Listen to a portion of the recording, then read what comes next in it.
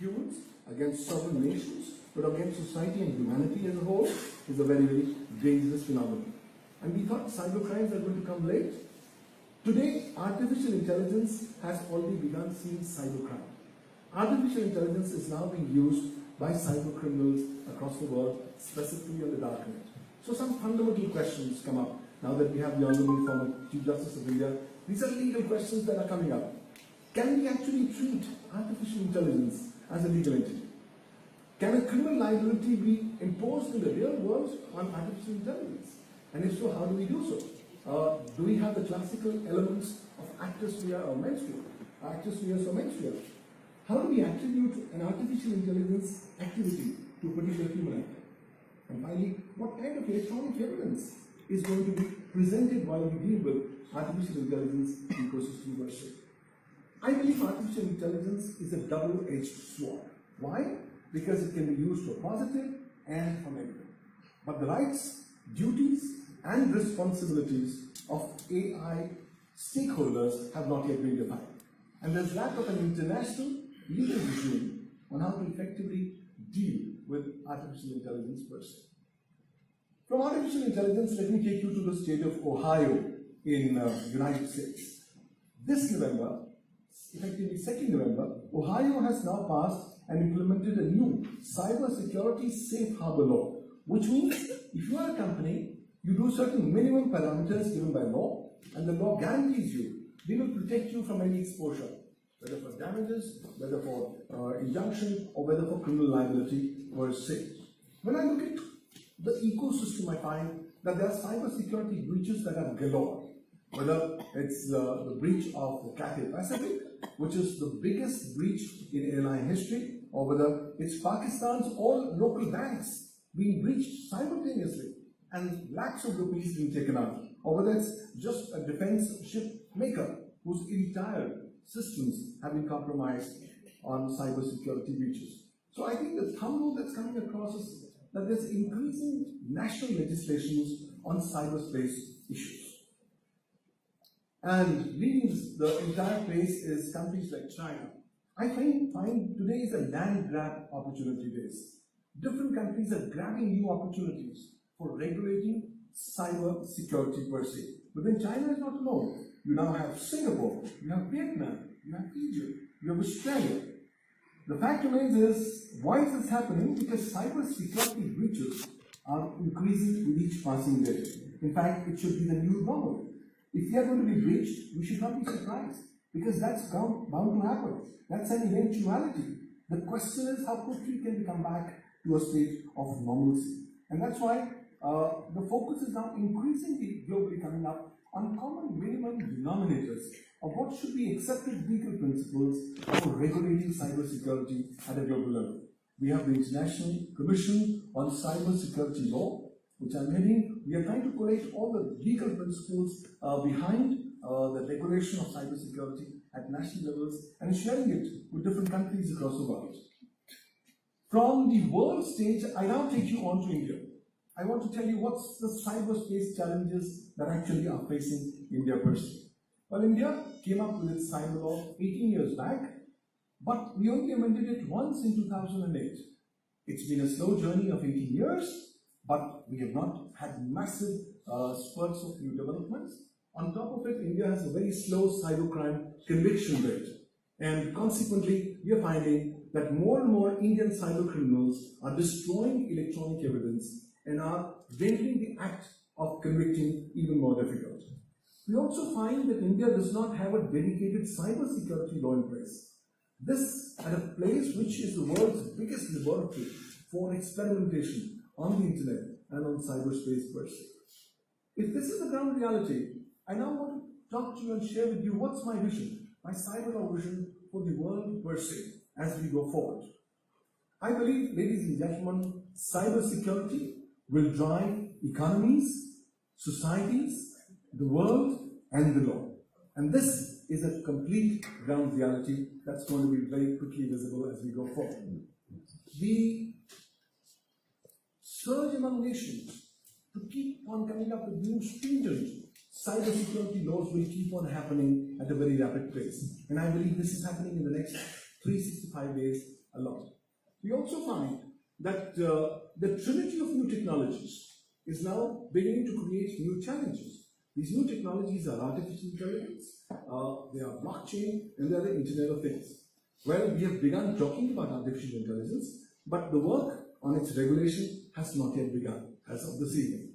As far as the Internet of Things is concerned, it's the lawless jungle that's waiting to embrace us. Why? The world has still not come up with common security standards of what should be the security parameters for devices on the Internet of Things. So, your smart ACs, your smart refrigerators are good, but if they are used to hack your systems, then obviously they are potent, sitting, ticking time bombs in your drawing rooms. And I think you all have to take care of this particular stuff.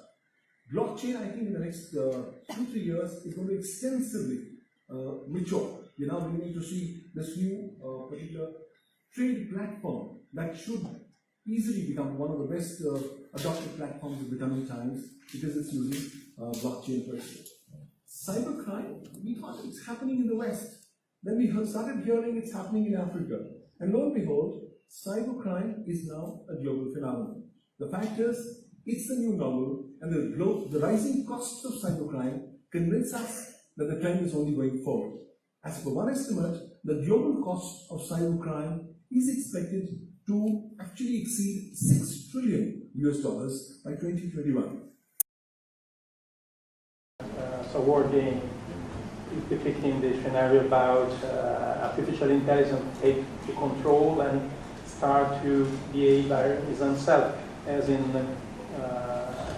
Duggal, the same thing more or less, or the network, the movie The Network, or synapses. So we'll try to describe such kind of things, and probably they will impress much more the users than the attempt to promote this through the usual channels like mobile operators telling please install your antivirus on your mobile phone, or other channels that are not so probably so impacting the people and the usual set of users. But let's. Dr. Fox, we welcome you.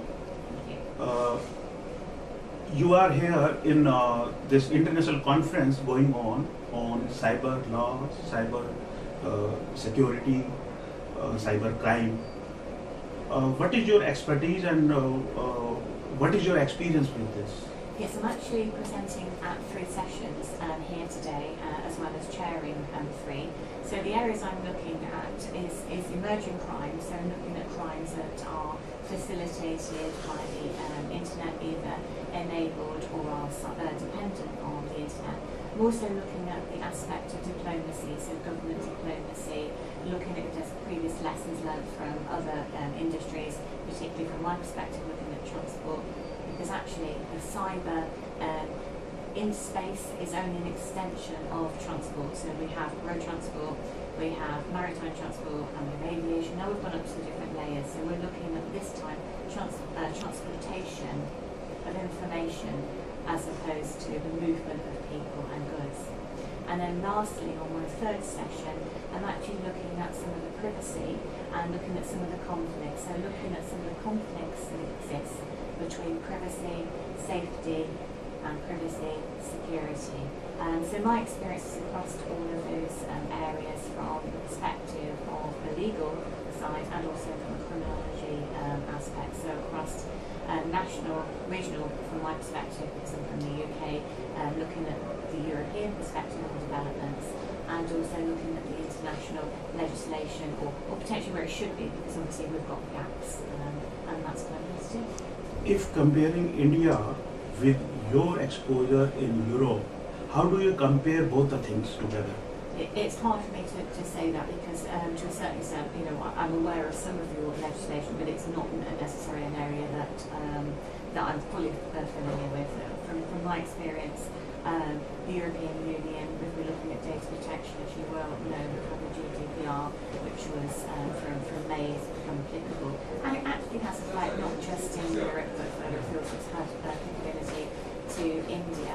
I'm aware of some of the developments in legislation and the fact that you're looking at some of the previous experiences with regards to updating your existing legislation, which is about 18 years old. Because obviously this is a very fluent, movable sector, if you like, in the cyberspace.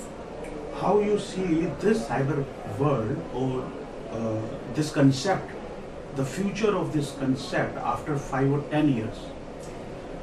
It's very fast moving, and technology moves faster than, if we like, legislation, policies and agreements. So it moves much further than those areas. And actually what we're already getting is the divide between the fact that technology's moved on, and actually it's only going to further move on with regards to potential for future revolutions. So we're seeing that we're obviously in the digital, we're moving on to the potential for sort of robotics or other aspects away from the development of artificial intelligence. So we do need to make sure that we have the mechanisms in place to actually make sure that we're protecting industries, we're also protecting individuals, and we're protecting nations. So I think we need to look at all those aspects of where responsibility lies, where liability lies, where governance lies, where borders and boundaries create too many sort of separate divisions of national sovereignty and legislation. So I think we need to be wary of that now, as all technology moves on to much better. Thank you, Doctor. Thank you. Thank you, Doctor. Thank you. Dear friends, you know that in Scope Complex, New Delhi, one international conference on cyber law, cybercrime and cybersecurity is going on. Now we have with us a gentleman who has a vast experience in the field of cyber, Kistro Stagelberger from Switzerland. Sir, what is your experience in this conference? It's a very positive experience because people from all over the world on cyber crime, cybersecurity come together. My specialty is on cyber ethics because all these questions on security have to do with values. What do we want to reach? To protect human dignity, to protect freedom, to protect security of nations and sovereignty of nations, and how to balance all that.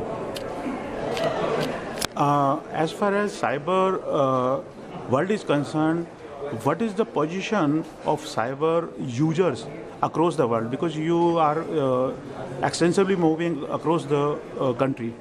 Yes, I work on all continents, in Africa, in South America, in Europe, in America, in Asia. And of course, most of the users are concerned about their privacy of data, but they benefit at the same time from all the new technologies. So we need both. We need to build trust in technologies by protecting data, but we need also to educate. So cyber ethics education is something crucial in schools, especially in universities, in teachers' colleges, and so on. What is your experience with the Indians using these facilities? Of course, Indians are advanced, very broad use of hundreds of millions of users of internet, advanced technology, also advanced cyber law. So we can learn a lot from India, and we hope also that India become leading in cyber ethics, not only in cyber technology or cyber crime, but in cyber ethics. Please tell me about your country and how users are there, and what is the comparison between Switzerland and India as far as cyber world is concerned. Cyber world in Switzerland is to some extent the same because we are all using the same technologies. We are a very small country, 7 million people. It's much easier to regulate and to find solutions than for 25% of humanity which live in India. But we have a new digital Switzerland concept now, also with data protection, and we have to avoid also that governments abuse the data security issue for just autocratic regimes. because we need democracy, we need freedom of expression, but we need also security against the cybercrime. And what is the future of cyber world? Nobody knows, because it's so vast and fast developing with blockchain, with artificial intelligence. So that is one of the problems, that it's too fast. And what I fear is that people may refuse more and more this technological world because they cannot follow in this speed. So we need education to make it user-friendly, but also to protect the users. You have a vast experience in this field, and recently you wrote a book, and it was also launched in this conference. Please tell me about your book particularly. Yeah, the book called Cyber Ethics 4.0 for the Fourth Industrial Revolution is edited by myself together with Pavan Duggal. Dr. Pavan Duggal is the director of this conference, a famous global cyber law specialist from Delhi. And we together collected 25 articles from cyber and blockchain ethics, artificial intelligence ethics, autonomous weapons ethics, finance and ethics, labor, because many people fear that